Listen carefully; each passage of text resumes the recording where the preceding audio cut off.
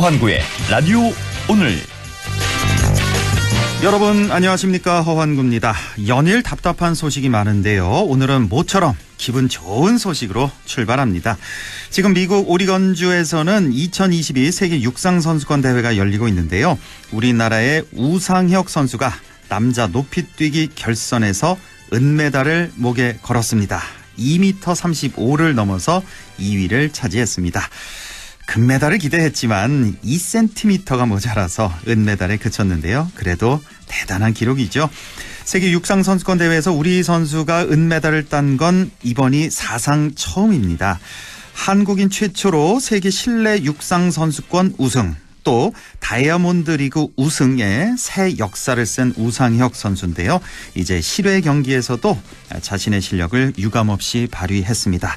본인의 바람대로 곧 금메달의 쾌거도 꼭 이뤄냈으면 좋겠고요. 대한민국 육상의 부흥을 이끄는 계기가 되길 바랍니다. 7월 19일 화요일 라디오 오늘 광고 듣고 시작합니다.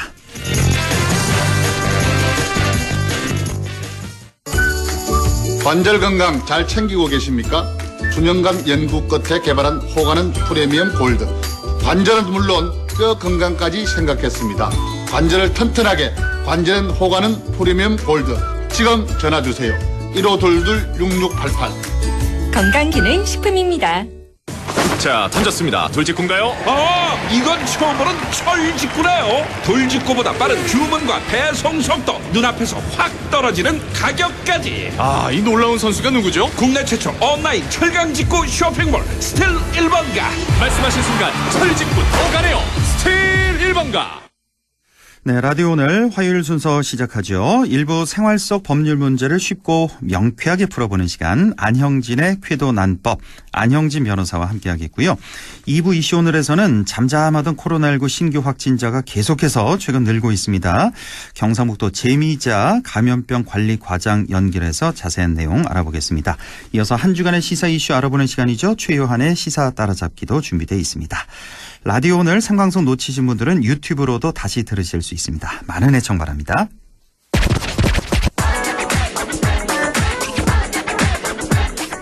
네, 안형진의 쾌도 난법 시작합니다. 오늘도 안형진 변호사와 함께하죠.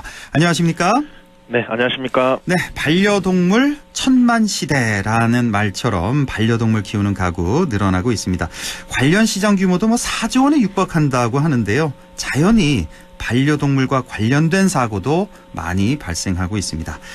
자, 최근 5년 동안 전국에서 발생한 개물림 사고가 11,000건이 넘는다는 통계도 있는데요. 오늘은 최근 발생한 개물림 사건을 중심으로 해서 반려동물과 관련한 법률 문제에 대해서 자세히 알아보겠습니다. 자, 안 변호사님, 오늘 어떤 얘기부터 시작해 볼까요? 예, 오늘 말씀드리기 앞서서 네. 오늘 제가 아침에 택시를 타고 출근을 했는데요. 네. 쾌도난법 방송 아주 잘 두고 있다라는 응원의 말씀을 들었습니다. 오, 정말요? 택시에서? 예. 얼굴을 알아본 건가요? 혹시 그 기사님? 목소리를 이렇게 들으시더니 혹시 그 방송하는 분 아니에요? 이러면서. 그래서 저도 참 깜짝 놀라고 반가운 참 고마운데 지금 다시 한번 감사드리고요. 예. 더욱 아마 알찬 지금도 방송으로, 들으실 것 같은데요? 예, 오늘 제가 들으시라고 꼭 말씀드렸는데 예. 알고 계실 겁니다. 더욱 알찬 예. 방송으로 보답드리겠다는 말씀을 드립니다. 정말 이거 정말 진심인데 이 시간이 정말 알차요. 우리가 이게 법률 상식하면 너무 어렵잖아요. 멀잖아요, 우리. 네. 먼데 정말 가깝게 친숙하게 잘 설명을 해주셔서 덕분에 아주 저도 공부를 잘하고 있습니다. 예. 네. 오늘 문제 말씀드리면요. 예. 우리 경북 북부 지역에는 하천이나 강 주변으로 산책길이 잘 조성되어 있습니다. 그래서 아침 저녁으로 많은 주민들이 산책을 즐기시는데요. 네. 반려견을 동반한 경우도 어렵지 않게 볼 수 있습니다. 예. 그런데 목줄을 하지 않는 경우도 왕왕 볼 수 있는데요. 이것은 분명히 현행법 위반입니다. 동물보건법 시행 규칙에 의하면은 반려동물과 동반 외출할 경우에는 목줄이나 가슴줄의 길이를 2m, 딱 그게 규정이 되어 있습니다. 2m 이내로 유지를 해야 됩니다. 근데요, 이게 모든 반려견이 다 대상이 되는 거예요? 모든? 요게 원칙적으로는 그렇고 3개월 이제 태어난 지 3개월 안 된 애들은 조금 예외를 둔다고 지금 하는데. 그러니까 저는 아주 작은 강아지 있잖아요. 팔뚝만한 이렇게 작은 강아지. 이런 강아지는 안 해도 되는 줄 알고 있었는데. 그게 아니군요. 기본적으로 모든 개에 해당하는 거죠. 모든 개는 다 2m 이내로 목줄을 해야 된다. 예, 가슴줄을. 맹견이 아니더라도 일반 반려견의 경우에는 2m 이내로 해야 된다. 이렇게 그렇군요. 이제 시행 규칙에 명시가 되어 있습니다. 예. 예, 다만 이제 아까 말씀드린 대로 좀 예외적인 경우가 있긴 있습니다. 뭐 태어난 지 얼마 안 되었다든지 이런 게 있는데 뭐 되도록이면 뭐 2m 줄 하시는 게 안전할 걸로 보입니다. 그럼요. 이게 나한테는 정말 내 아기 같고 내 새끼 같아도 남들한테는 또 어떻게 돌변할지 모르는 거니까요. 예, 그렇죠. 그렇습니다. 예, 안전을 위해서. 예. 네네.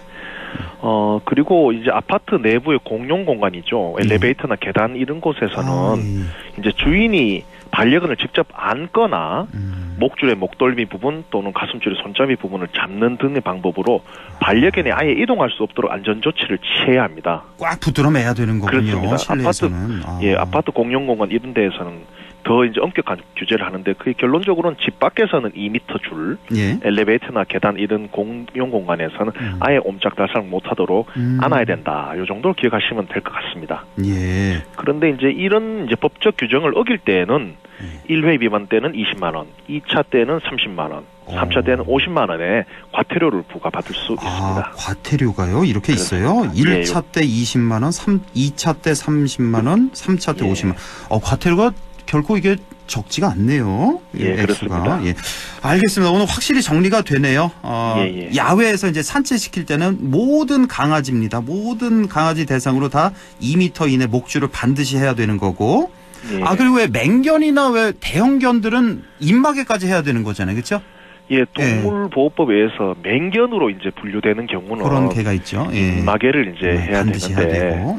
예, 그걸 뭐 여러 가지 좀 지금 구체적으로 제가 지금 알지는 못한데 그 종류가 명시가 되어 있습니다. 그렇죠. 예. 자, 실외에서는 2m 이내 목줄 반드시 해야 되고 실내에서 이제 아파트 같은데 이제 엘리베이터에서 많이 마주치잖아요. 우리가 반려견 안고 엘리베이터나 계단에서는 반드시 그 강아지를 반려견을 안거나 옴짝달싹 못하도록 그 목줄, 목덜미 부분을 잡아야 그렇습니다. 된다는 거.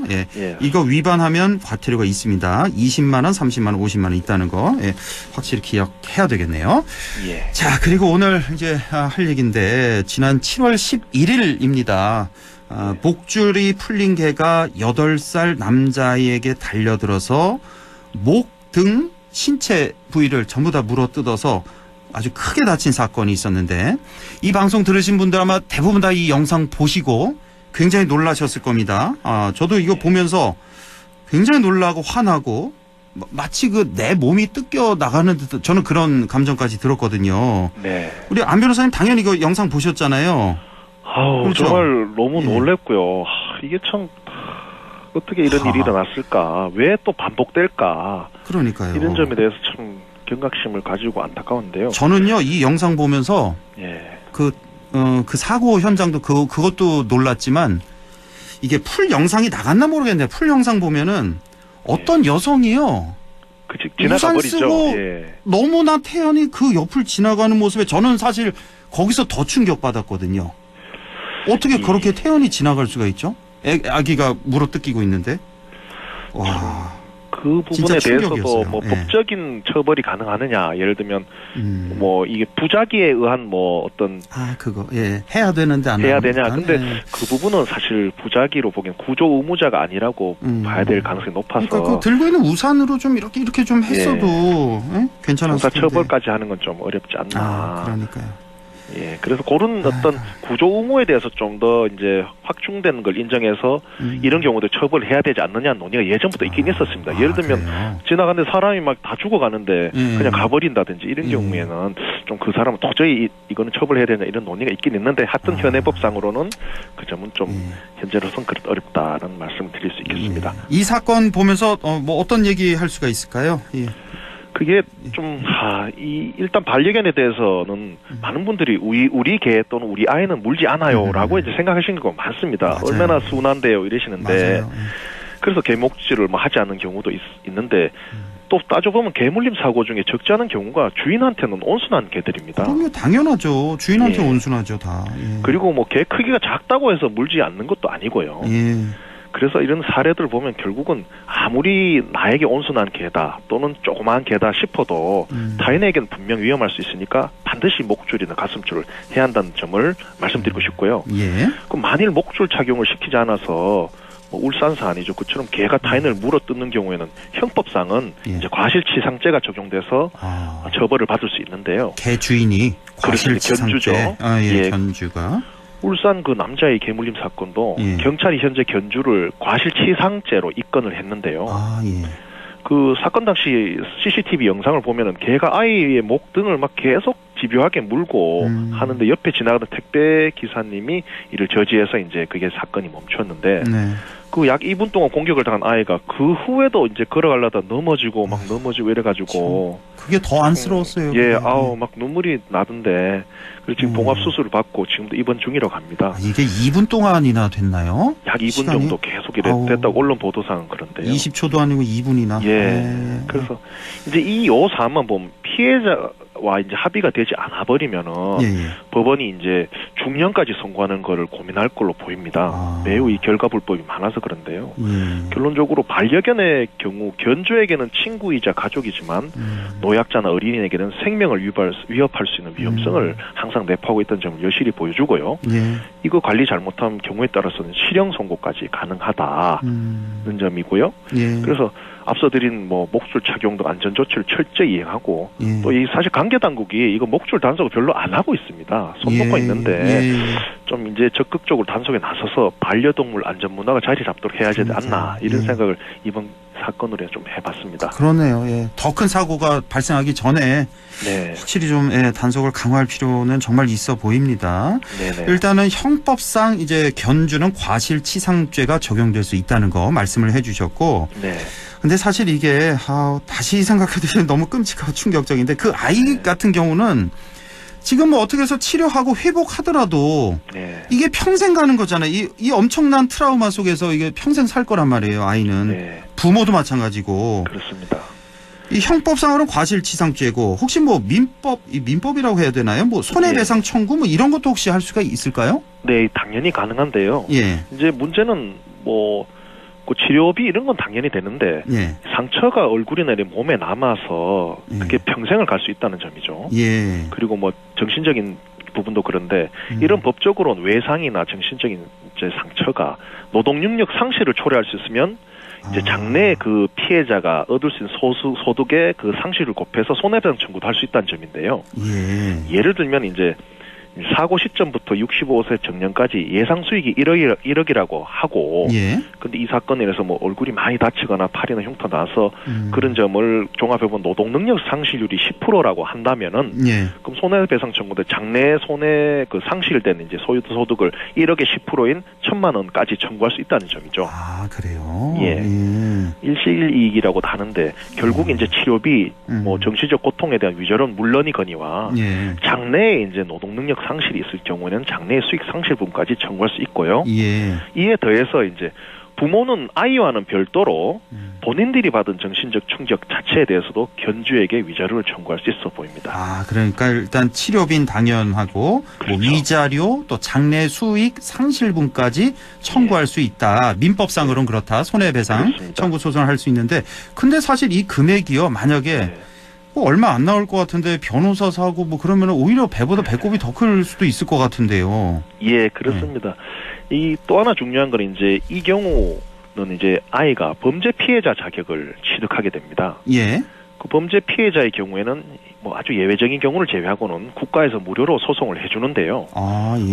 법무부 산하기관인 대한법률구조공단에서 무료로 소송을 진행할 수 있다는 저번에 한번 말씀하신 데죠? 맞습니다. 대한법률구조공단. 그렇습니다. 다른 범죄의 경우도 그렇듯이 범죄 피해자 이 경우도 그렇고 범죄 피해자 자격을 얻으면 무료 소송이 가능할 수 있으니까 일단 구조공단을 들러서 확인해 보는 것도 변호사 보수를 좀 아낄 수 있다는 점에서는 중요한 대안이 될 수 있을 것 같습니다. 그리고 이제 모든 사건이 그렇듯이 물론 사건이 일어나면 안 되지만 일어났다면은 초동 수사, 초동 대처가 중요합니다. 예. 그 사건 초반에 아이의 상처 부위에 대해서 사진을 찍어놓고 충분히 그리고 진단서도 발급받아 놓고 또 초반 대응을 잘 해야 되는데 또 사건 발생 즉시 변호사하고 상담해서 그 사례에 맞는 그때 맞는 권리 보호 수단을 빨리 강구할 필요가 있다는 점입니다. 예. 자, 이렇게 견주는 형법상, 민법상 이렇게 처리가 된다는 거고. 자, 근데 그 개 있잖아요, 개. 네. 지금 뭐 안락사 얘기가 이렇게 한참 나오는데 맞습니다. 이 개는 어떻게 조치를 취해야 될까요? 근데 이 울산 사건이죠. 이 개를 어떻게 할 것인가를 두고 경찰과 검찰이 견해를 달리해서 지금 논란이 커지고 있는데요. 저는 개인적으로요. 예. 이런 개나 한번 이렇게 공격했던 개는 또 할 가능성이 많을 것 같아요. 그래서 예. 안락사를 하는 게 낫지 않을까. 저는 개인적으로 그렇게 생각하는데요. 그렇습니다. 이제 예. 경찰이 사고견을 어떤 이 위험성이 있다는 이유로 안락사 시켜야 한다고 울산지검이 지휘 요청했는데 예, 예. 검찰은 위험 발생에 염려가 있는 압수물로 보기에는 좀 부족하다라는 취지로 보완 수사 지휘를 해서 일단 안락사가 안 됐는데요. 그 초등학생 아이를 뭐 물었다기보단 잡아 먹을 듯이 2분 내내 목을 포함해서 몸 전체를 공격했는데 이것만 보아도 그게는 이제 법상 위험 발생에 염려가 있는 압수물로 보는 게 타당하지 않느냐라는 비판이 있는 것도 사실이고 뭐 사실 검찰의 이런 그런 법 해석이 다소 국민의 법 감정과 상식에 동떨어져 있지 않나라는 비판도 있습니다. 일단 저 법률상으로는 이 개를 압수물로 보는 거군요. 예. 그러니까 물건 취급을 하는 거군요. 예, 압수물로 봐서 이것이 이제 위험 발생에 염려가 있는 압수물이냐라고 예. 판단해서 그러면 이제 폐기 처분을 하는 겁니다. 그런 식으로. 그 폐기 처분이 이제 안락사가 되는 그런 이제 법인데요. 예. 사실 이게 지금 이거는 법률이 지금 잠깐 공백인 거죠. 왜냐면 이 정도 개가 있으면 안락사 시키도록 법률 규정이 있어야 되는 겁니다. 예. 지금 이거는 약간 이제 뭐랄까요? 다른 법률을 빌려와서 약간 이렇게 하는 건데 딱 그 동물보호법 등등에 이제 이 정도 사고 유발 개는 안락사 한다라는 명문 규정을 통해서 깔끔히 해결하는 게 맞다고 보고요. 예. 그렇습니다. 이제 반려동물에게 목줄을 이제 하게 하는 등 안전 조치를 취하는 거는 물론 무엇보다도 타인의 소중한 생명 신체를 이제 보호하는 건데요. 예. 부차적으로는 이제 반려동물이 타인에게 해를 끼칠 경우에는 수사기관에서 안락사될 수 있다는 점인데 그런 위험으로부터 반려동물 스스로도 보호하는 측면이 있기 때문에 반려동물도 좋고 또 이래 그 위험을 당할 수 있는 그런 분들에게도 그렇고 이 목줄 착용의 안전 조치는 어떤 이유에서든 하는 게 맞다라는 점을 꼭 말씀드리고 싶습니다. 예, 오늘도 이렇게 아주 시적절하게 알찬 내용 말씀해 주셨는데 아주 중요한 내용 배웠습니다. 그러니까 사람하고 똑같이 대하더라고요. 이 견주들 보면은 내 새끼 내 얘기 하면서 정말 이 사랑하는 반려견 정말 그 사랑하는 만큼 철저한 관리도 해주셔야 된다는 거 오늘 다시 한번 좀 강조드리고 싶고, 그러니까 모든 반려견은 외출 시에 2m 이내 목줄을 반드시 해야 하고 엘리베이터나 계단에서는 뭐 끌어안거나 들어안거나 아니면 목테두리 이런 데를 꽉 잡아야 된다. 옴짝달싹 못하도록 그거 확실히 배웠고요. 예. 개물림 사고가 발생하면 견주는 과실치상죄뿐만 아니라 민사상 손해배상도 청구도 당할 수 있다는 거. 예. 여기까지. 더불어서 목줄 채우는 거 단속도 좀 강화할 필요가 있다는 그런 말씀까지. 그렇습니다. 우리 안영진 변호사님은 TV 볼 시간이 없죠? 아예. 저는 바빠서. TV 영화 보는 거 억수로 좋아해서. 억수로 좋아하는데. 예, 그래가 뭐 주말에도 시간 내서 보고 막 그렇습니다. 잘 없을 텐데. 요즘에 그 변호사 그 드라마 보십니까? 우영우 변호사 네. 예, 그게 막 선전도 듣고 이제 언론 보도를 통해 듣는데 제가 직업도 변호사인데 드라마까지 또 법률 드라마를 봐야 되나 이런 고민이 있긴 한데요. 제가 꼭 봐야겠습니다. 저도 그 아이들 등살에 묻어서 지난 주말에 몰아서 봤거든요. 네네. 안영진 변호사 생각 많이 났어요. 이거 꼭 봐야 된다. 예. 강제로라도 보게 해야겠다. 제가 꼭 보도록 하겠습니다. 그래서 거기 보면은 우리 일반 그 시민들한테 도움이 될 만한 그런 내용들이 많아서 우리 이 시간 안영진의 쾌도 난법을 통해서 그런 소재들 굉장히 많으니까 네. 몸에 마음에 와닿는 그런 소재도 많으니까 이 시간을 통해서 좀 더 자세히 좀 이렇게 분석을 좀 해주시면 어떨까 하는 생각도 해봤습니다. 네, 꼭 그렇게 하도록 하겠습니다. 자, 지금까지 쾌도난법 안형진 변호사와 함께했습니다. 고맙습니다. 네, 감사합니다. 네, 라디오 오늘 2부에서 뵙겠습니다.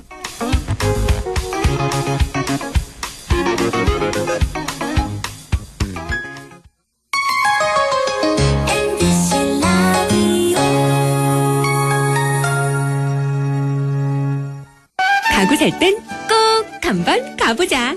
안동 명품 가구 백화점. 흑표 흑침대, 양성국 갤러리, 금성침대, 한국 가죽 소파, 장수돌 침대. 다양한 브랜드 가구를 한 곳에서 쇼핑할 수 있는 대형 가구 전시장. 안동 명품 가구 백화점. 예, 며느라. 밥 했어? 설거지 했어? 쓰레기 버렸어? 청소했어? 빨래했어? 개밥 줬어? 아들 낳았어? 딸 낳았어? 아무것도 안 하고 싶다. 이미 아무것도 안 하고 있지만 더 격렬하게 아무것도 안 하고 싶다. 지금은 그냥 라디오만 듣고 싶다.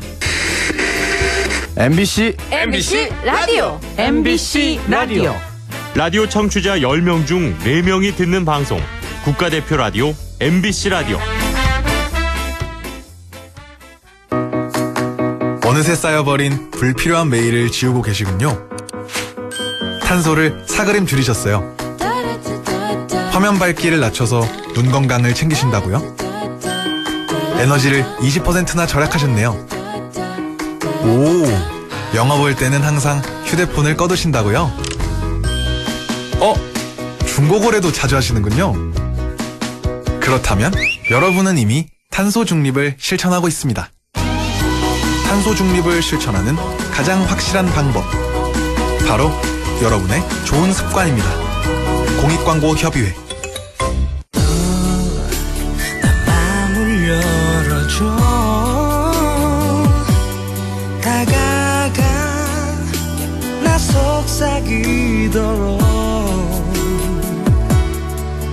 언제나 내 생각으로 행복해야 해요. MBC 라디오 100.1 MBC 라디오. 네, 6시 27분 14초 지나고 있습니다. 이슈 오늘 시작하죠. 잠잠하던 코로나가 다시 재유행 조짐을 보이고 있습니다. 매주 더블링 현상을 보이면서 신규 확진자가 2배씩 늘어서 최근에는 1일 신규 확진자 7만 명 선까지 늘어난 상황입니다. 자, 코로나19 재유행 어떻게 대응해야 될까요? 경상북도 재미자 감염병 관리 과장을 연결해서 함께 얘기 나눠보겠습니다. 재미자 과장님 안녕하십니까? 네, 안녕하세요. 예, 반갑습니다. 네, 반갑습니다. 그 코로나 한창 유행일 때 지난 2월인가 3월인가 제 기억에 우리 네. 재미자 과장님과 인터뷰했었는데 네. 또 인터뷰 또 하면 안 되는데 또 하게 됐네요. 네, 과장님. 네, 네. 요즘에 갑자기 확 늘어서요. 이 확진자 정말 걱정이 많이 되는데 네. 일단 뭐 전국적인 상황 다들 뭐 아실 테고 우리 경북 지역 상황만 좀 먼저 알려주시겠어요? 네, 저희들 경북에서는 7월에 들어서면서 코로나19 확진자가 다시 늘어나고 있습니다. 예. 전파력이 빠르고 면역 회피 특성이 있는 BA.5 변이가 확산되면서 당초 예상보다 빠르게 재유행이 시작되고 있고요. 예. 저희들 경상북도에서는 5월 말부터 6월까지 신규 확진자 발생이 세 자리를 이어오다가 7월 12일에 신규 확진자가 1,162명으로 다시 1,000명대 발생이 되었습니다. 예. 또한 7월 17일 0시 기준으로 신규 확진자가 1,683명이며 최근 일주일간 일평균 신규 확진자는 1,406명으로 지난주보다 약 2배 증가했고요. 예. 감염병 전파 속도를 나타내는 감염 재생산 지수도 유행의 확산을 나타내는 1 이상이 3주 연속 나타나다 보니 지금 확산세는 당분간 지속될 것으로 보입니다. 예.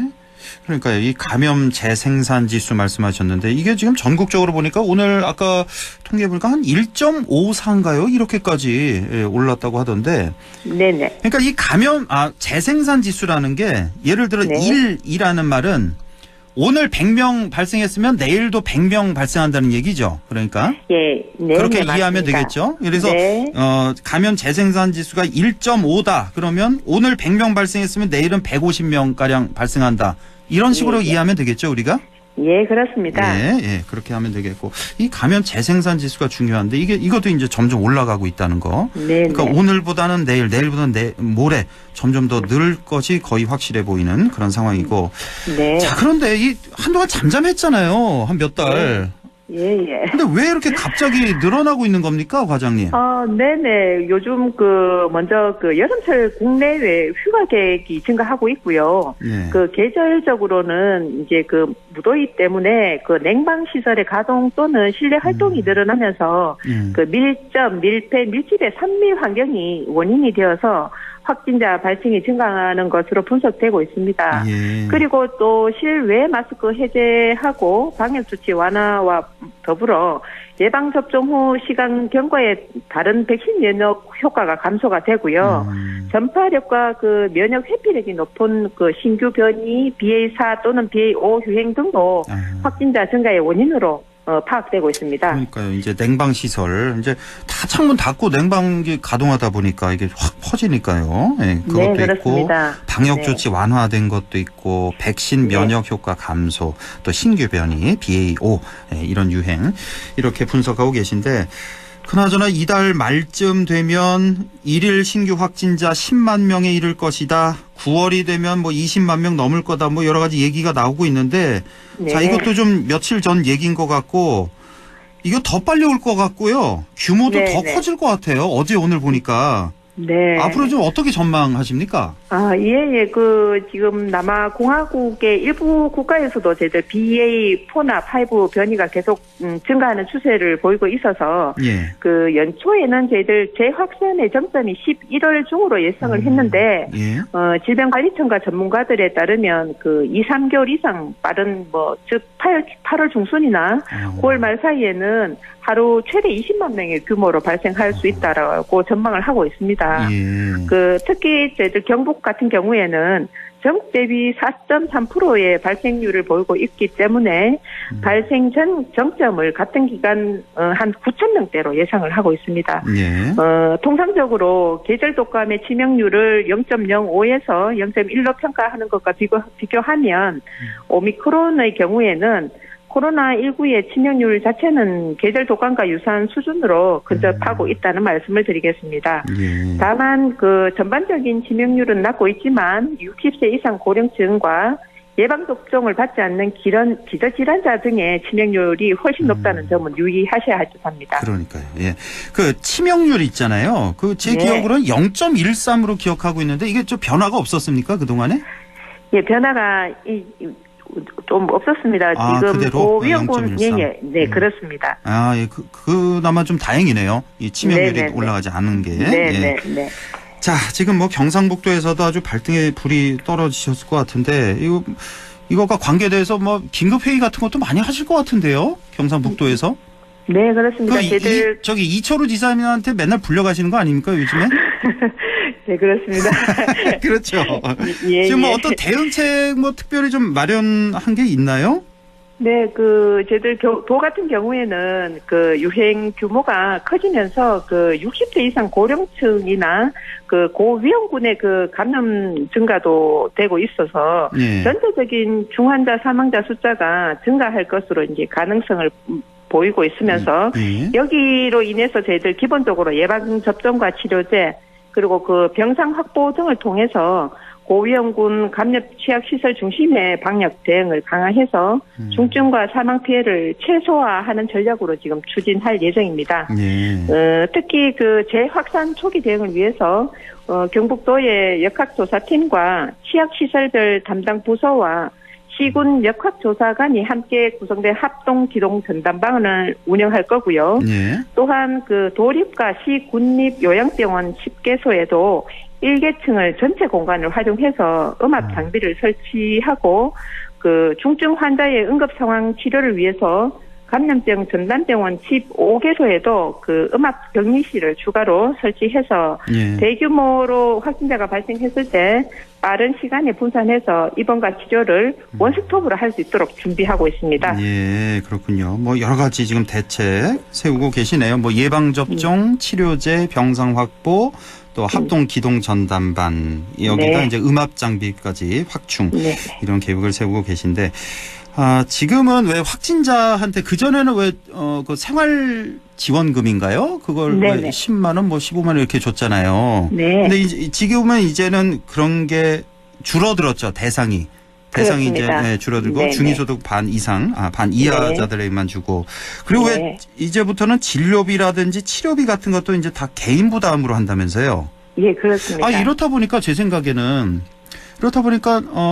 확진이 검사를 안 받는 분들도 많이 늘어나는 것 같고요. 네. 그래서 이게 또 확산이 더 심해지는 거 아닌가 이런 생각이 들어서 네. 지금 이제 정부 차원에서 이제 진료비, 치료비 이제 지원 안 해주겠다 그러잖아요. 그래서 네네. 우리 경상북도 차원에서라도 이런 걸 지원해 주는 건 좀 도움이 되지 않을까 이런 생각도 좀 드는데요.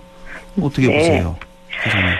뭐 진료비 부분에 대해서는 저희들 이제 뭐 여러 가지 대응 방안도 있겠지만 이런 부분은 저희들 전체적으로 확산자에 대한 그런 뭐 처우 개선에 대한 문제이기 때문에 예. 고민해 볼 필요성이 있다라고 생각이 듭니다. 그러니까 이것도 다음에 회의하실 때 이것도 좀 네네. 한번 회의를 해보시면 어떨까 싶네요. 네. 예. 그러니까 뭐 진료비, 치료비 이런 게 아까워서 검사 안 받으러 가시는 분들도 분명히 계실 거란 말이에요. 예, 그렇습니다. 네. 자, 그나저나 지금 뭐 의료진이라든지 뭐 의료기관 지금 여력은 좀 충분할까 뭐 이런 생각도 좀 드는데요. 지금 상황이 어떻습니까?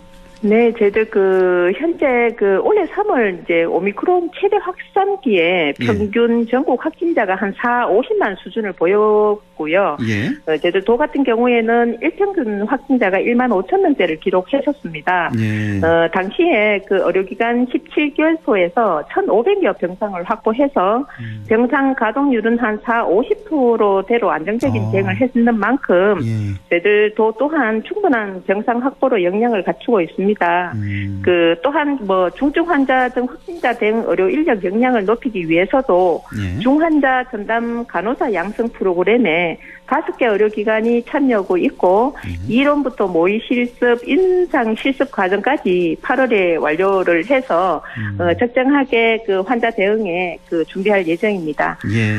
또한 뭐 코로나19 진단 검사와 확진자 진료 치료제 처방이 모두 이루어지는 원스톱 진료 의료기관이 저희들 현재 392개소로 준비되어 있어서 외래 진료도 차질 없이 이루어질 것으로 보입니다. 예. 그나마 좀 다행입니다. 좀 여유가 있어서. 네. 자, 그나저나 지금 정부에서 4차 접종을 왜 권고하고 있잖아요. 네네. 뭐 얼마 전에 왜 대통령도 맞으신 걸로 이렇게 화면에 나오던데. 근데 지금 보도를 보니까 예약률은 뭐 이렇게 높지 않다. 이렇게 나오고 있어요. 우리 재미자 과장님 보시기에 이 4차 접종 어떻게 생각하십니까? 네, 재유행 상황에서 고위험군의 중증이나 사망 예방을 위한 최소화에 대해서는 가장 효과적인 수단이 예방접종이라고 생각이 듭니다. 백신의 감염 예방 효과는 자연 감소하더라도 위중증 사망과 예방 효과가 유지되고 있기 때문에 또한 뭐 특히 고령층을 대상으로 선제적으로 시행하던 또 4차 접종의 예방 효과가 객관적으로 입증되면서 이번 주 7월 18일 월요일부터 4차 접종 대상자가 50대 이상 성인 기저질환자 또는 생활시설 입소자와 종사자까지 확대되었습니다. 이렇게 보면 3차 접종까지 완료했더라도 예방접종 효과가 떨어지는 반면에 기존 확진자의 자연 면역도 뭐 시간이 지남에 따라 저하되니 60세 이상의 4차 접종을 하지 않으신 분들과 그리고 고위험군이지만 3차를 접종하지 않으신 분들 혹은 기초 접종을 아직도 안 하신 분들에 대해서는 예방접종을 적극 참여해 주시도록 권고드립니다. 그러니까 이 고위험군 또 고령층 이런 분들은 하시는 게 좋겠다. 근데 4차 접종이요. 접종 효과가 나온 게 있잖아요. 네네. 감염 예방 효과는 한 20% 정도 되는 것 같고요. 예. 그 왜 중증화 예방 효과, 뭐 사망 예방 효과 이런 것도 있잖아요. 네, 그렇습니다. 예, 이런 것도 한 50% 되는 거죠. 네네, 50%를 넘고 있기 때문에 그 사망에 이르는 부분에 대해서는 최소화를 할 수 있습니다. 그렇죠. 예. 그러니까 고위험군, 고령층, 기저질환자 이런 분들, 뭐 생활시설 입소자 이런 분들은 꼭 맞으시는 게 좋겠습니다. 자, 마지막 질문으로 지금 사회적 거리두기 강제되지 않고 있고요. 자율방역이 강조되고 있는데 자, 그럼 우리 각 개인은 어떤 점에 주의해야 될지 다시 한번 말씀해 주시죠. 예, 개인과 지역사회의 적극적이고 자발적인 방역 수칙이 무엇보다도 중요하다라고 생각이 듭니다. 일상 속에서의 마스크 착용, 손 씻기, 환기 등 기본 방역 수칙은 물론이거니와 비용적이고도 가장 효과적인 유행의 억제 대책이기 때문에 꼭 지켜주시기를 당부드리고 특히 휴가철을 맞아서 관광지나 휴가지에서는 꼭 마스크를 착용해 주시고 손 씻기, 그다음에 기침 예절 준수와 이용객 간의 거리 두기를 하여서 여행 전 예방 접종과 함께 증상이 있으시면 즉시 검사를 해 주시기 바랍니다. 바이러스는 방심의 빈틈을 파고듭니다.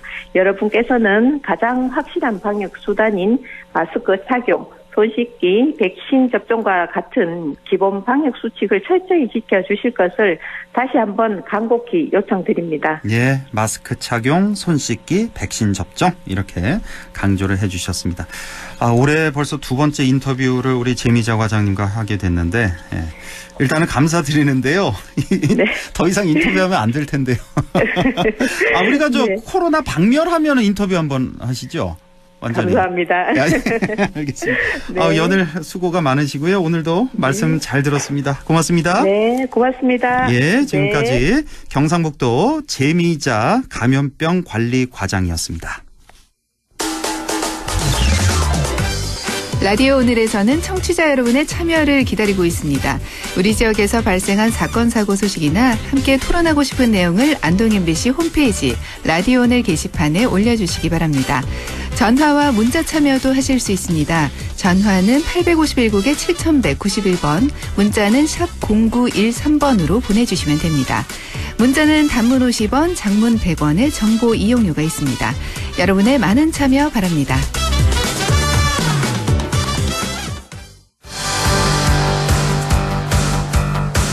네, 최유한의 시사 따라잡기 시작합니다. 영국의 보리스 존슨 총리가 퇴진한다고 하죠. 다음 총리가 선출될 때까지만 총리직을 수행한다고 하는데요. 무슨 이유인지 또 어떻게 된 일인지 최유한 시사평론가와 자세히 알아보겠습니다. 평론가님 안녕하십니까? 예, 반갑습니다. 최유한입니다. 예, 저도 이 소식을 그냥 뉴스로 한번 흘려서 들었거든요. 자세히는 잘 모르는데 오늘 한번 제대로 배워보겠습니다. 보리스 존슨 총리, 헝클어진 금발머리 이렇게 딱 떠오르는데 저는 이 총리가 거짓말 스캔들에 엮여서 퇴진한다 이 정도까지만 알고 있어요. 자세한 내용 알아보기 전에 일단 이 존슨 총리 어떤 사람인지 이 인물이 어떤 인물인지 이것부터 좀 소개를 해주시죠. 1964년생이니까 아직 58살, 그러니까 아직 60이 안 됐어요. 좋네요. 영국 77대 총리로 2019년부터 재임을 해왔죠. 이전에는 런던 시장도 했고 외무부 장관 등을 역임을 했습니다. 원래는 직업이 언론인이었습니다. 거기서부터 시작해서 영국 보수당 소속으로 정치를 시작을 했고요. 테레사 메이 내각의 외무부 장관을 맡아 하다가 2019년 7월 24일 테레사 메이의 뒤를 이어서 영국 총리로 취임을 했습니다. 말씀하셨던 대로 트레이드 마크는 헝클어진 금발입니다. 이게 이제 앵글로색슨 혈통과 함께 독일, 프랑스, 터키계 혈통이 같이 섞여 있다라고 합니다. 이렇게 이제 서구권에서는 다양한 인종의 융합을 용광로, 멜팅 파트라고 하거든요. 근데 스스로는 원맨 멜팅 파트, 1인 용광로라고 표현한 적이 있었어요. 성격이 좀 불같죠. 굉장히 돌출적인 언행, 독특한 캐릭터 때문에 괴짜라는 평을 많이 듣기도 했죠. 영국의 도널드 트럼프라는 별명이 있었지만 실제 두 사람 스타일은 크게 달라요. 맨 처음 초기에는 강경 보수적인 모습을 보였지만 총리 당선 이후의 정치 성향은 중도 우파 성향이고 심지어 몇몇 정책은 노동당보다 오히려 더 진보적으로 보이기까지 했습니다. 어쨌든 3년여 만에 총리에서 물러나게 되었습니다. 영국의 도널드 트럼프라는 별명까지 있었군요. 자, 왜 그런데 이 존슨 총리가 물러나느냐 그 이유를 좀 알아보죠. 2019년에 이제 총리가 됐고 보수당을 1987년 이래 가장 큰 선거 승리를 이끌었다고 하는데 이제는 하원의 지지를 잃으면서 사임을 앞두고 있다. 자, 그동안에 무슨 일이 있었나요? 영국 BBC가요. 총리 몰락을 가져온 5가지 사건 헤드라인을 뽑고 대대적으로 보도를 했습니다. 5가지나 있나요? 이유가? 한 가지 아니었어요? 거짓말? 근데 이제 말씀하셨던데 그거 다 합쳐보니까 핵심은 거짓말이다라는 거죠. 그래요? 첫 번째는 이제 크리스 핀처 사건이 있었어요. 이게 크리스 핀처라는 사람이 하원 의원입니다. 그 보수당 그 원내 총무가 런던의 회원제 클럽을 찾았는데 이게 술이 웬수네요. 술 먹고 그 2명의 남성을 추행했습니다. 이거 남자 남성을 아닌가요? 성추행한 거예요. 남자가 남자를? 이 사건을 계기로 몇 년 전 혐의까지 제기됐는데 어쨌든 핀처를 원내부총무로 임명하기 전까지 잘 몰랐다라고 했거든요. 알고 이게 있었는데. 거짓말이었던 거예요. 사실 나중에서야 이 관련 내용을 들었다고 인정한 뒤에 크리스 핀처를 원내부총무로 임명한 것에 대해서 사과를 했던 거죠. 이게 첫 번째 사건이었습니다. 그렇군요. 어떤 뭐 성추행에 휘말린 그 총리를 몰랐다. 그 전에 혐의를 몰랐다. 원래 알고 있었는데 거짓말했다. 이게 문제가 됐다는 얘기고. 뭐 두 번째 이유는 뭔가요? 파티게이트 사건, 이건 자신과 관련된 건데요. 이 존슨 총리가 2020년 6월 달에 자신의 생일 축하 모임에 참석했다가 코로나 봉쇄 규정을 어겼습니다. 그때 코로나 한참 심했을 때 우리나라는 물론이고 다른 나라도 사람들 모이면 안 됐거든요. 근데 그때 이제 벌금형을 선고받았는데. 그러니까 총리가요? 존슨 총리가? 총리뿐만 아니라 여기 모인 83명에게 런던 경찰이 이 봉쇄 규정을 어긴 혐의로 모두 벌금을 부과했고. 영국은 총리한테도 이렇게 뭐 벌금형을 내리나 보네요. 그렇죠. 영국은 어쨌든 어긴 건 어긴 우리나라 거니까. 우리나라 대통령이잖아요. 영국 총리는. 그렇죠. 총리가 우리나라로 치면 대통령이죠. 그렇군요. 여기에 고위 공무원인 이제 수 그레이라는 사람이 이 사교 행위에 언급하면서 중앙의 고위 지도부가 이 문화에 대해 책임져야 한다. 이제 존슨 총리 겨냥한 거죠. 지난해 12월 존슨 총리 하원의 당시 모든 지침을 완전히 따랐다라고 말했지만 이 역시 거짓말로 드러나면서 고의로 의회를 오도했는지에 대해서 하원위원회의 조사를 받고 있습니다. 두 번째도 거짓말이었고. 자, 그러면 세 번째 이유는 뭔가요? 세 번째는 총리로서 국정 운영을 제대로 못했다는 이유입니다. 생활비 위기와 세금 인상이라고 이제 그 BBC가 꼽았는데요. 이게 현재 물가 상승률이 사실 우리나라만 이제 막 물가가 오른 게 아니라 세계 전체가 다 그러잖아요. 더하죠, 미국은. 영국 같은 경우 9.1% 올랐습니다. 어마어마합니다. 이게 꼭 뭐 존슨의 잘못이라고 보기엔 뭐한데 어쨌든 이 상황에서 지난 4월에 세금 인상을 단행했고 국민보험금도 올랐다라고 합니다. 근데 이제 많은 사람들이 특히 노동당 야당인 노동당 대표가 이야기하기를 수십 년 동안 최악의 생활비 위기 속에서 정부는 노동자에 대한 세금 인상을 선택했다. 그러니까 부자들은 좀 놔두고 왜 가난한 노동자들한테 세금 인상을 했냐. 뭐 이렇게 이제 그 공격하고 타박을 한 거죠. 어쨌든 BBC에서 국정 운영을 제대로 못했다. 즉 생활비 위기가 왔고 세금 인상한 것이 이게 존슨 총리의 잘못이다라고 비판한 겁니다. 이게 뭐 세금 올리는 거 좋아하는 국민은 한 명도 없으니까요. 그런데도 불구하고 이렇게 어려운 때 이렇게 또 세금을 올려서 이것도 한 원인이 된 거고. 자, 이런 뭐 정책적인 판단 미스 뭐 이런 것도 영국은 추궁을 하는군요. 네, 이렇게. 예. 자, 우리나라 같은 경우는 뭐 IMF 구제금융몰건 공무원들 처벌했다는 뭐 얘기 뭐 이런 것도 들어보지 못했는데 영국은 이렇고요. 자, 다음 이유는 뭡니까? 네 번째 사건은 이제 오웬 패터슨이라는 사건인데요. 이 보수당이었던 오웬 패터슨에 대해서 하원위원회가 30일간 정직 권고를 결정했는데 이유는 무엇이냐? 이 오웬 패터슨이라는 사람이 자신에게 돈을 준 회사들에게 로비 규칙을 어기고 돈을 준 회사들에게 혜택을 주려 했다. 이런 혐의입니다. 그런데 존슨 총리가 어떻게 했냐? 이 정직 결정을 보류하고 조사가 어떻게 진행되는지 살펴보겠다라면서 새로운 위원회를 구성을 했다라는 거죠. 이상하죠? 멀쩡한 위원회가 있는데 또 다른 위원회를 만든다는 것이 결국 오웬 패터슨은 거센 항의 끝에 사임했고 존슨 총리는 이후에 이 사건을 이렇게 처리하는 과정이 적절치 못했다라는 것을 시인하고 말았습니다. 그러니까 친했나 보네요. 뭐 이렇게 감싸 안은 거죠. 감싸다가 그러지 말았어야 되는데 공사를 구분 못한 이런 경우군요. 자, 그럼 마지막 5번째 이유는 뭡니까? 이건 진짜 존슨 총리로서는 좀 매우 억울할 것 같은데요. BBC는 뭐라고 얘기했냐면 이 존슨 총리가 아이디어가 부족하고 집중력이 부족하다. 이게 사임의 이유라고 정리했습니다. 아이디어가 부족하고 집중력이 부족하다?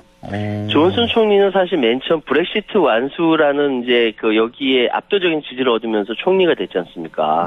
명확하고 따르기 쉬운 정책으로 통했는데 이후에 총리실이 집중과 아이디어가 부족하다. 그러니까 총리를 도와서 옆에서 도와줬던 많은 사람들이 예를 들어서 통제불능의 쇼핑 카트다. 존슨 총리 막 비판하고요. 그 전 장관인 제레미 헌트 같은 경우는 존슨은 청렴성과 능력, 비전이 부족하다. 막 이렇게 지적을 한 겁니다. 그러니까 능력이 없다. 막 아이디어가 부족하다. 뭐 이렇게 비판을 많이 한 거예요. 무엇보다 이로 인해서 보수당이 보궐선거에서 계속 패배했다. 결국 이거는 존슨의 잘못이다. BBC는 이렇게 지적을 하고 있는 겁니다. 총리 본인의 뭐 자질 문제, 능력 문제를 한 이유로 이렇게. 자, 이렇게 해서 이제 5가지 이유 왜 총리직에서 물러나는지 알아봤고 지금 영국 내 좀 상황은 어떻습니까? 아주 상당한 권력 투쟁이 좀 벌어지고 있지 않을까 이런 생각도 좀 드는데요. 지금 존슨 총리 후임으로 이제 8명의 보수당 의원이 후보 물망에 올랐는데 일단 존슨 총리는 후임자가 결정되기 전까지만 총리직을 지키겠다. 특정 후보를 지지하지 않겠다고 일단 선은 그었어요. 그런데 사실 지금 유력한 후보가 리시 수낙 전 재무부 장관이거든요. 그리고 페니 모던트 국제통상부 부장관 이 두 사람이 이제 결선에 올라갈 것 같아요. 그런데 이 존슨 총리 측에서는 리시 수낙 전 재무부 장관은 빼고 누구도 지지하지 않겠다. 리시 수낙 전 재무부 장관을 지지하지 않겠다고 일단 결정을 해놓고 나머지가 누가 되든 지지하지 않겠다. 왜냐하면 리시 수낙이 제일 먼저 사표를 던졌어요. 그래서 굉장히 리시 수낙에 대해서 존슨 총리가 굉장히 섭섭하게 생각하고 있는 모양입니다. 지금 리시 수낙 전 재무부 장관이 인도계 출신 정치인이거든요. 만약에 이 사람이 총리가 된다면 유색인종으로 최초로 영국에서 총리가 되는 것인데 어쨌든 10월 달쯤에 결론이 날 것 같은데 존슨 총리는 지금 별로 일은 하지 않고 여기저기 유람 다니는 것 같던데요. 오늘 보도 나온 거 보니까. 알겠습니다. 자, 그러면 오늘 얘기 결론적으로 좀 정리하는 차원에서 자, 존슨 총리 퇴진 역시 거짓말이 가장 큰 이유인데 이게 이제 남 얘기가 아니잖아요. 우리에게도 좀 교훈이 되지 않을까 싶은데요. 정리 좀 해주시죠. 그렇습니다. 정치에서 왜 정치인들은 거짓말 하냐라고 얘기했을 때 많은 사람들이 이거 다 국익 때문에 그런 것이다 라고 이야기하는 경우가 많아요. 미국의 부시 행정부가 이라크 침공할 때 대량 살상 무기 없다라는 걸 미리 알고 있었거든요. 근데 이렇게 명백한 거짓말 저지르고 석유 때문에 침공한 거죠.